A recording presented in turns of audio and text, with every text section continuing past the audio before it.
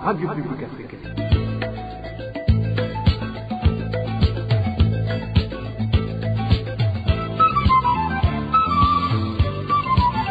Radio Publique Africaine.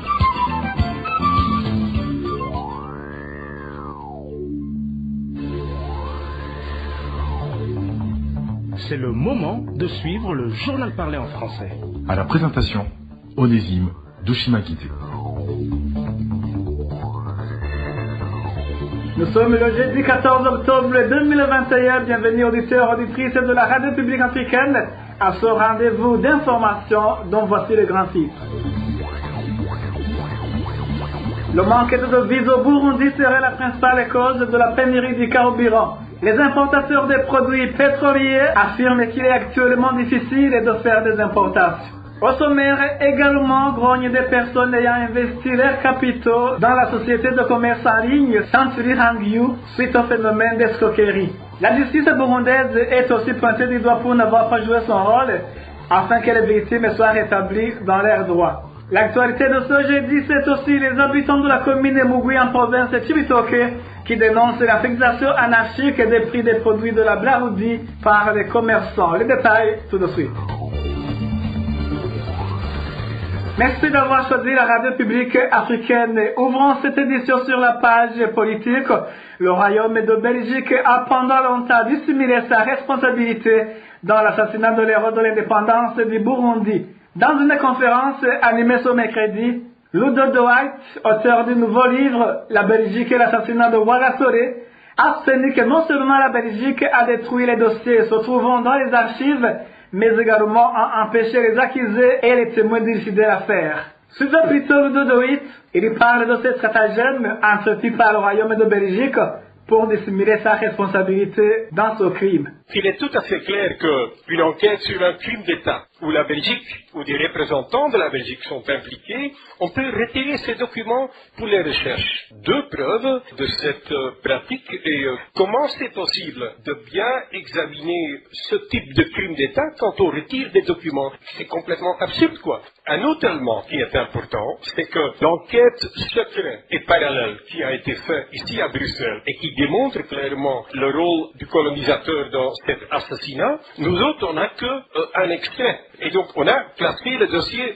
sans suite. Il y a un rôle important du roi Baudouin dans cette affaire. Et en 1982, l'archivaire des archives générales du Royaume a donné l'aval au parquet de Bruxelles de détruire les dossiers sans suite de l'année 51 jusqu'à 62. C'est incroyable. Il n'y a pas d'explication pour cette destruction. Quelques mois après l'assassinat de Rwagasore, le ministre envoie d'Avignon sur place et c'est d'Avignon qui organise la transition vers l'indépendance. Son cabinet, 3 fonctionnaires qui étaient impliqués dans ce plan pour éliminer Rwagasore, qui entre-temps étaient retournés en Belgique et dont la défense de l'assassin et ses complices ont demandé qu'ils retournent au Burundi pour témoigner devant le juge. Ils ont reçu des menaces. On a vraiment bloqué la possibilité de ces gens-là pour dévoiler plus sur le rôle de la Belgique dans l'affaire. Une autre personne, Savine Belva, qui était l'intermédiaire entre la tutelle et l'assassin et ses comploteurs, a voulu témoigner au procès de la tutelle et le cabinet où d'Avignon gérait les affaires, ils ont fait le nécessaire pour qu'elle serait expulsée du Burundi. Jusqu'aujourd'hui, la sûreté belge refuse et se bat pour que ces archives coloniaux soient transférés vers les archives générales. Vous savez qu'il y a une commission colonisation du Parlement qui va prochainement entamer ses travaux. Je crois que ça, c'est vraiment un dossier qu'il faut mettre sur la table de cette commission et il faut en tirer des conclusions. L'écrivain Ludo révèle également que les condamnés à mort, exécutés pour avoir assassiné le prince Louis Rwagasore, n'étaient que des boucs émissaires afin de maquiller ce crime d'État. Encore une fois, Ludo de White.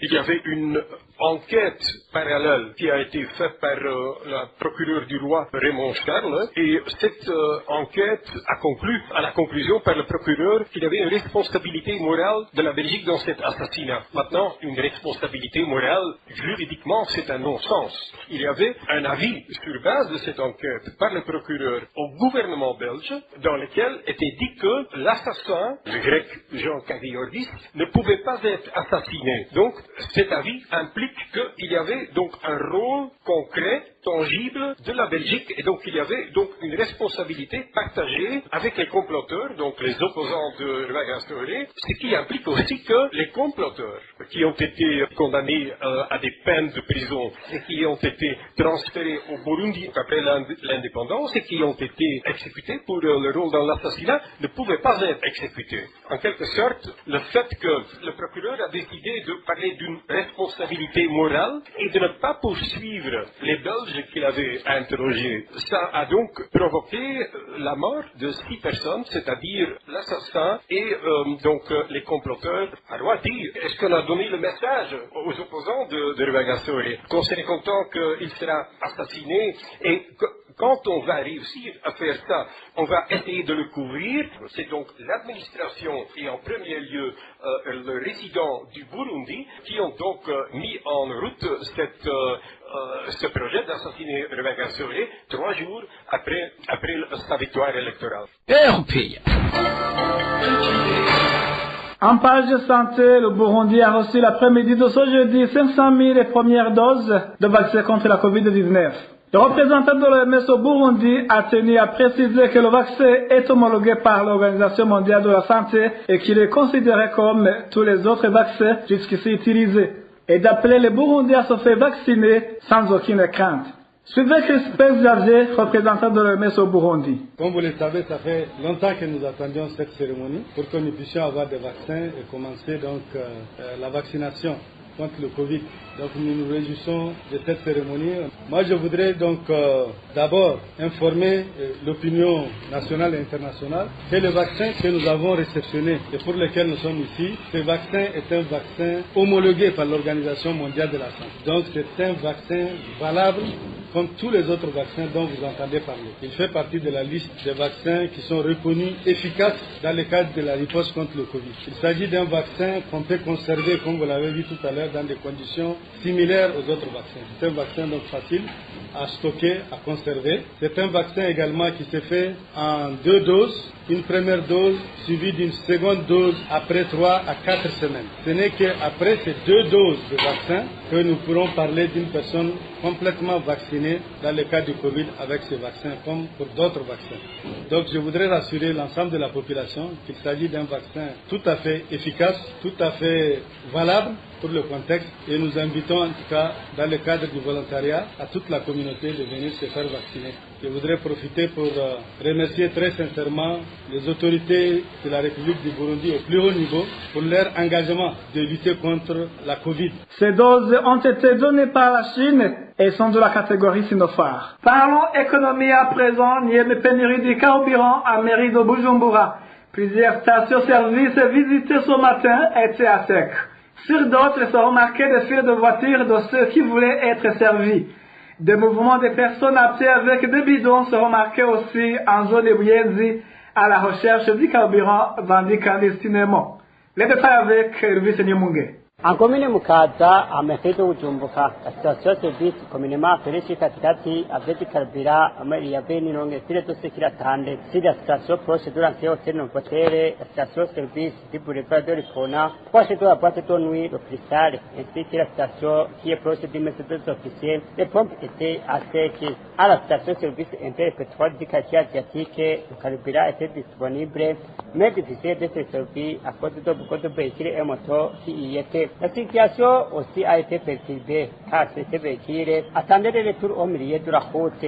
Aussi de la ville de Bujumbura, si la route Rumonge, c'est la station Mogas avec le carburant, d'autres comme KCO, Ecobile, Nanabepa. Toujours aussi de la mairie de Bujumbura, aucune station-service localisée sur la famille de la Richinapepa, du carburant, Somate. Cet habitat de la mairie de Bujumbura indique comme centre-ville, on marquait le mouvement de ceux qui cherchaient même le carburant de fraude et celui qui pouvait s'en procurer devait payer plus que le prix officiel. Beaucoup de mouvements de personnes avec des bidons de 5 litres dans la main qui vont vers Buyenzi à la recherche du carburant se font remarquer et des motos transportant des bidons sillonnent la ville à la quête du carburant. Pour le moment, un litre d'essence s'achète à 5 000 francs burundais et la bouteille en plastique de 1,5 litre à 7 000 francs burundais au marché noir.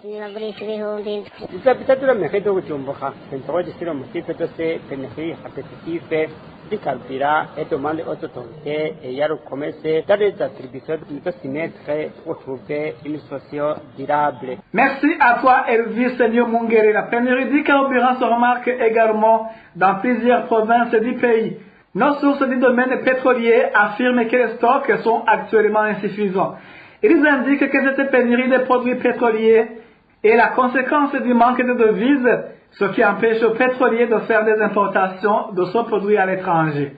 Le point avec Danny Claire, il la trouve. Les sources de la RPA parmi les importateurs de carburant disent que cette pénurie de carburant est due principalement au manque de devises dans le pays. Un problème que, souligne-t-il, le gouvernement semble ne pas vouloir reconnaître.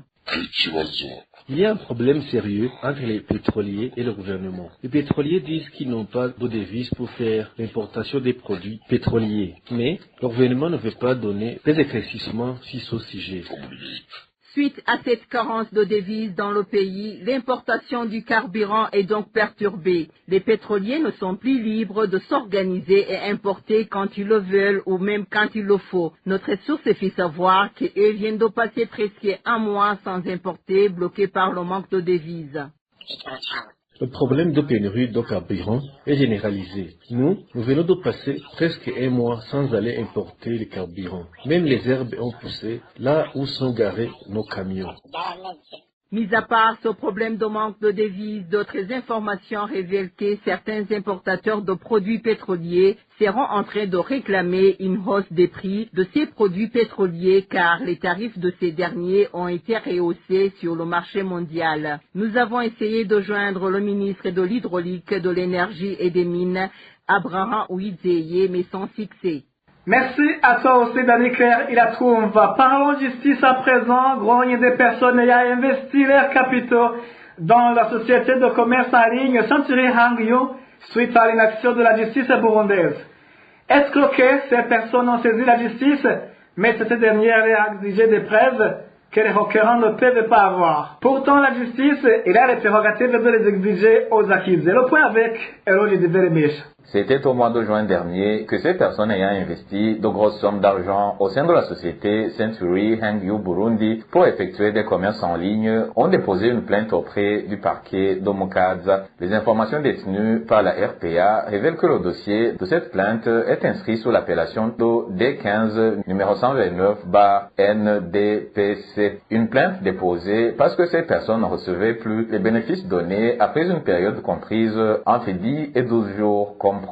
Elles ajoutent que si elles demandaient aux responsables de la société, aucun éclaircissement ne leur était donné. Après avoir déposé la plainte, ce groupe d'individus lésés précise que la justice leur a demandé des preuves d'accusation difficiles à trouver contre cette société agréée au sein de l'agence de promotion de l'investissement API en sigle et du ministère du Commerce. Entre autres preuves, il s'agissait de l'historique des versements sur le compte bancaire de la société Century Hangyu Burundi ainsi que les statuts réglementant la dite société. Des preuves qu'ils n'étaient pas en position d'avoir ont-ils signifié à la justice et de demander à la justice de convoquer plutôt les responsables de la dite société pour s'expliquer sur les accusations et ainsi demander ces documents auxquels eux pouvaient accéder. Mais la justice a préféré avoir classé le dossier pour des motifs obscurs, précisent nos sources. Les requérants pensent que les responsables de cette société seraient donc protégés par des gros poissons du régime au Burundi. Dans nos éditions ultérieures, nous parlerons de l'identité de ces responsables de la société Century Hangyu Burundi et des raisons qui feraient que la justice n'ose les convoquer. Le ministre de l'Intérieur s'insurge contre des cultes qui, selon lui, désorientent la population. Dans une correspondance de ce jeudi, le ministre Ndira Kobucha demande au gouverneur d'interdire de tels cultes car ils empêchent la population de vaquer à leurs activités, selon le communiqué. Le point avec Eloge Pizera. Sans enfreindre la liberté de culte, la présence vous est adressée en vue de vous demander d'interdire le culte organisé pendant les heures de service de lundi à vendredi. Dans sa correspondance au gouverneur de province et respecté général de police, le ministre ayant l'intérieur et le développement communal dans ses attributions a tenu de signaler que pourront avoir ce droit uniquement ceux qui ont une dérogation spéciale autorisée par le ministère de l'Intérieur, du Développement communal et de la Sécurité publique. Selon cette correspondance signée le ministre Gervais Ndirakobucha, cela va permettre à la population en général et aux fidèles des confessions religieuses en particulier de s'attirer à leurs activités quotidiennes, ce qui, selon lui, leur permettra d'augmenter la production. La décision, selon la correspondance, a été prise après le constat que depuis 27 ans, des confessions religieuses organisent des cultes des heures de service. Aux yeux du ministre Gervais Ndirakobucha, ce culte désoriente la population qui doit normalement vaguer aux activités de production. Cette correspondance rappelle en fait que le tapage nocturne reste interdit, cela permettant de sauvegarder la paix et la tranquillité sur tout le territoire national, du moins selon la correspondance. Le président de la République, son vice-président et premier ministre ont été copiés. Merci à toi aussi, Elodie Kwizera. La grogne aussi chez les motards de la province de Gitega. Ces derniers s'insurgent contre les 2 poids 2 mesures des policiers dans la mise en application de la décision administrative, leur fixant les heures de travail. Les Imbonerakure qui font ce métier sont autorisés à travailler même après 18 heures, contrairement à leurs collègues qui ne sont pas Imbonerakure. Le point avec Francine Mahor. Cette décision interdisant les taxis-motards de travailler au-delà de 18 heures dans la ville de Gitega, datée de la fin de l'année 2020. Mais la mise en application de la mesure est caractérisée par du favoritisme, dénoncent les taxis-motards de la localité. Il pointe du doigt la police de cette province qui laisse les Imbonerakure du parti CNDD-FDD continuer à exercer jusqu'à 23 heures, voire plus tard. Ceux qui ne sont pas membres de ce parti au pouvoir sont attrapés par la police qui se met aux aguets à 18 heures. Les motos de ceux qui sont attrapés sont confisqués par la police. Pour les récupérer, ils payent des amendes ou alors versent des pots de V de 5 000 ou plus à ces policiers. Ces motards demandent donc à la police de Gitega de couper court avec ce favoritisme et de les traiter tous au même pied d'égalité. De plus, ces motards demandent aux autorités de la province Gitega de revoir cette décision, les obligeant à travailler jusqu'à 18 heures. La rédaction de la RPA n'a pas pu joindre Venaman Rakiza, gouverneur de la province Gitega. Merci à toi aussi, Francine Mahoro. Dernière nouvelle de cette édition. Les habitants de la commune de Mugui en province de Chibitoke dénoncent la fixation anarchique des prix des produits baroudis par les commerçants. Ils demandent aux administratifs de garantir le respect des prix officiels, comme c'est le cas dans d'autres communes de cette province. Le détail avec Eric Nyonzima. La somme d'argent varie entre 200 et 600 francs burundais est le montant que les commerçants ajoutent sur les prix officiels des produits de la Braroudi en commune Mugui. Ce qui étonne les habitants de cette localité, qui soulignent que leur commune n'a aucune barre en standing qui applique les tarifs élevés. Nous achetons l'Amstel à 2500 ou 2700 francs burundais, alors que son prix officiel est 2000 francs burundais. Le Primus coûte 1900 francs burundais. Or, il ne devrait pas dépasser 1500. Le petit Amstel coûte 1700, alors qu'on devrait l'acheter à 1500. Le petit Primus coûte 1300 au lieu de 1000 francs. Pourtant, en commune Mugui, il n'y a pas de bar VIP. Ces habitants de la commune Mugui dénoncent aussi l'inertie de l'administration. Elle n'intervient pas pour faire respecter les prix officiels et sanctionner les commerçants qui fixent les prix comme ils le veulent alors qu'ils s'approvisionnent au prix officiel.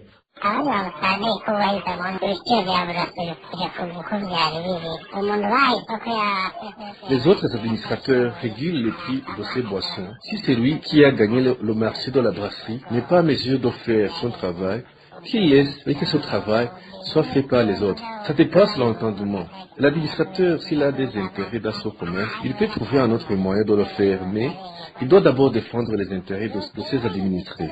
Nous savons très bien que dans les autres communes, les commerçants qui ne respectent pas les prix sont sanctionnés.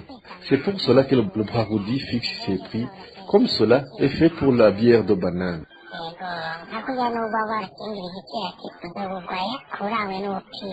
Contacté Mekiat Nzokizwanayo, administrateur de la commune Mugwi, a refusé de répondre aux questions de la RPA. Merci à toi aussi, Eric Nyonzima. Merci, mesdames et messieurs, de nous avoir prêté oreille attentive. Ainsi s'achève cette édition. Merci aussi à l'équipe de la rédaction et à l'équipe technique pour leur bonne collaboration. À la présentation, vous étiez avec Oredime Dushimagito.